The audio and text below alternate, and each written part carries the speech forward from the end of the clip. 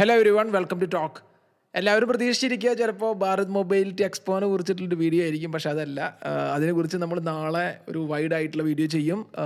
ഇന്ന് എന്തൊക്കെയാണ് ലോഞ്ച് ചെയ്തിരിക്കുന്നത് അതിനെ ബേസ് ചെയ്തിട്ട് എന്തായാലും വീഡിയോ ചെയ്തതായിരിക്കും. കുറേ പേര് എനിക്ക് ഇൻബോക്സിൽ മെസ്സേജൊക്കെ അയക്കുന്നുണ്ട്. ഓരോരോ ബൈക്ക് ലോഞ്ച് ചെയ്യുമ്പോഴും അതിൻ്റെ പ്രൈസിനെ കുറിച്ചും അതുപോലെ തന്നെ അതിൻ്റെ ഡിസൈനെ കുറിച്ചിട്ടൊക്കെ പലതരത്തിലുള്ള മെസ്സേജസ് എനിക്ക് വരുന്നുണ്ട്. എല്ലാവർക്കും റിപ്ലൈ കൊടുക്കാൻ പറ്റുന്നില്ല. അപ്പോൾ അതിനെക്കുറിച്ച് മൊത്തമായിട്ടുള്ള ഭാരത് മൊബൈലിറ്റി എക്സ്പോൻ്റെ ഇതുവരെ ലോഞ്ച് ചെയ്തിട്ടുള്ള എല്ലാ മോട്ടോർ സൈക്കിളിനും ചേർത്ത് നമ്മൾ നാളെ ഒരു വീഡിയോ ചെയ്യുന്നതായിരിക്കും. പിന്നെ അടുത്തൊരു കാര്യം പറയാനായിട്ടുള്ളത്, ഗിവ് അവേ വിൻ ചെയ്തിട്ടുള്ള 2 പേർക്കും നമ്മൾ ഗിഫ്റ്റ്, നമ്മുടെ കയ്യിൽ ഉണ്ടായിരുന്ന ഗിഫ്റ്റ് അവർക്ക് അയച്ചിട്ടുണ്ട്. 2 പേർക്കും കിട്ടി എന്ന് പറഞ്ഞിട്ടുള്ള മെസ്സേജ് അയച്ചു. അപ്പോൾ അത് എന്നെ കൊണ്ട് പറ്റുന്ന പോലെ ചെറിയൊരു ഗിഫ്റ്റാണ്, വലിയൊരു ഗിഫ്റ്റ് അല്ല. പക്ഷെ അത് എനിക്ക് കൊടുക്കാൻ പറ്റിയതിൽ വളരെ സന്തോഷമുണ്ട്. അപ്പോൾ ഇന്ന് ഞാൻ പറയാൻ പോകുന്നത് എന്താണെന്ന് വെച്ചിട്ടുണ്ടെങ്കിൽ, നമ്മുടെ RS200 ഓൾറെഡി നമ്മളൊരു ചെറിയ റീലായിട്ട് ഞാൻ ചെയ്തതാണ്. പക്ഷേ പലരും എന്നോട് മെസ്സേജ് അയച്ചിട്ട് പിന്നെയും പറഞ്ഞു ഒന്നും കൂടി ഡെപ്ത് ആയിട്ട് ഒരു കാര്യം കൂടി പറയാൻ പറ്റുമെങ്കിൽ പറയൂ എന്ന് പറഞ്ഞു. അപ്പോൾ എനിക്ക് പറയാനുള്ള കുറച്ച് കാര്യങ്ങൾ RS200 കുറിച്ചിട്ട്. ഏറ്റവും ആദ്യത്തെ കാര്യം നിങ്ങൾക്ക് തന്നെ അറിയാം, അതിൻ്റെ അപ്ഡേഷനെ കുറിച്ച് പറയുമ്പോൾ വലിയ ആനത്തലയുള്ള അല്ലെങ്കിൽ വലിയ രീതിയിലുള്ള അപ്ഡേഷൻസ് ഒന്നും അതിലില്ല. കൊടുത്തിരിക്കുന്നത് തന്നെ ചെറിയ രീതിയിലുള്ള അപ്ഡേഷൻസ് ആണ്. ഒന്ന് മീറ്റർ കൺസോൾ,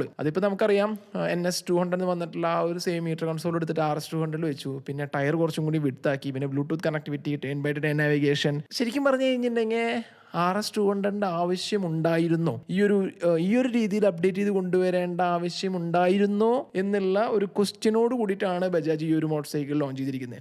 സത്യം പറഞ്ഞു കഴിഞ്ഞിട്ടുണ്ടെങ്കിൽ ഞാൻ ഓൾറെഡി പറഞ്ഞിരുന്നു, നമ്മളൊക്കെ പ്രതീക്ഷിച്ചത് മൊത്തമായിട്ട് ഡിസൈൻ ചേഞ്ച് ചെയ്തിട്ടുള്ള, എഞ്ചിനിലൊക്കെ നല്ല അപ്ഡേറ്റ് ഉള്ള, കുറച്ചും കൂടി ഡിസ്പ്ലേസ്മെന്റ് കൂട്ടിയിട്ടുള്ള ഒരു RS200 കൊണ്ടുവരുമെന്നായിരുന്നു.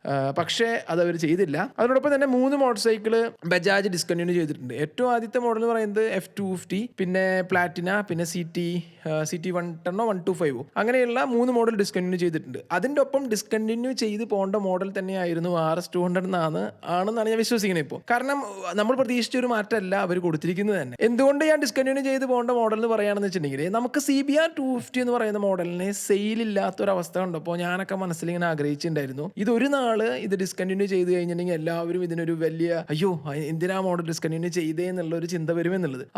അതുപോലെ തന്നെ ഇപ്പോൾ പലരും പറയുന്നത് ഞാൻ കേട്ടിട്ടുണ്ട്, CBR 250 ഇപ്പോൾ ഉണ്ടെങ്കിൽ എടുക്കാമായിരുന്നു എന്ന് പലരും പറയുന്നതായിട്ട് കേട്ടിട്ടുണ്ട്. പക്ഷേ RS200 സെയിൽ ഡൗൺ ആയപ്പോൾ ഞാൻ പ്രതീക്ഷിച്ച കാര്യം എന്ന് പറയുന്നത്, ഇനി ഒരിക്കലും ഒരാൾ ആ ഒരു മോട്ടോർ സൈക്കിൾ എടുക്കണം എന്നുള്ള വലിയൊരു ആഗ്രഹത്തോട് കൂടിയിട്ട് അത് ഡിസ്കണ്ടിന്യൂ ചെയ്താലും ഉണ്ടാവുമെന്ന് എനിക്ക് തോന്നുന്നില്ല. കാരണം അതിനേക്കാൾ ബെറ്റർ ആയിട്ടുള്ള, കുറച്ചും കൂടി ഡിസ്പ്ലേസ്മെന്റ് കൂടിയിട്ടുള്ള ഓപ്ഷൻസ് ഇപ്പോഴുണ്ട്. അപ്പോൾ നമ്മളെല്ലാവരും പ്രതീക്ഷിച്ചത് കുറച്ചും ബെറ്റർ ആയിട്ടുള്ള വലിയൊരു മോട്ടോർ സൈക്കിൾ കൊണ്ടുവരുമെന്നായിരുന്നു. അത് ബജാജ് ചെയ്തില്ല. അപ്പോൾ അതാണ് എനിക്ക് ഈ ഒരു മോഡലിനെ കുറിച്ചിട്ട് കുറച്ചുകൂടി ഡെപ്ത് ആയിട്ട് പറയാനായിട്ടുള്ളത്. അപ്പോൾ അത് മാത്രമാണ് ഇന്നത്തെ വീഡിയോയിൽ പറയാനുള്ളൂ. Thanks for watching. See next video. Until then, ciao.